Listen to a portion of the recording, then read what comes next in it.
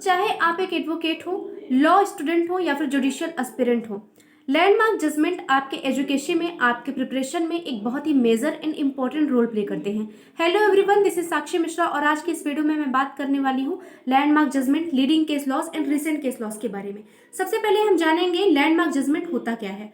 Landmark judgement दो तरीके से समझा जा सकता है। अगर किसी सब्जेक्ट मैटर पर लेजिस्लेचर ने कोई लॉ नहीं बनाया है और जुडिशरी पब्लिक वेलफेयर के लिए उस पर लॉ बनाना जरूरी समझती है तो अपना एक जजमेंट पास करती है, जिसे हम लैंडमार्क जजमेंट कहते हैं। और अगर किसी सब्जेक्ट मैटर पर लेजिस्लेचर ने कोई लॉ बना दिया है लेकिन वो लॉ हमारे राइट को वायलेट कर रही होती है तो जुडिशरी अपना एक जजमेंट देके उस लॉ को अनकॉन्स्टिट्यूशनल डिक्लेयर करती है, जिसे हम लैंडमार्क जजमेंट कह देते हैं। लीडिंग केस लॉस को हम इस तरीके से समझ सकते हैं कि जब भी कोर्ट किसी भी केस के प्रोविजन को इंटरप्रेट करती है, एक्सप्लेन करती है, तो उसके रिगार्डिंग जितनी भी केसेस आती हैं उसे हम लीडिंग केस लॉस कहते हैं। और अगर रिसेंटली सुप्रीम कोर्ट ने किसी केस पे अपना डिसीजन दे दिया होता है तो उसे हम रिसेंट केस लॉस कहते हैं। Recent case laws landmark judgement भी हो सकते हैं या फिर लीडिंग केस लॉस भी हो सकते हैं। तो ऐसे बहुत सारे लीगल नॉलेज के लिए you can stay only on judicial word.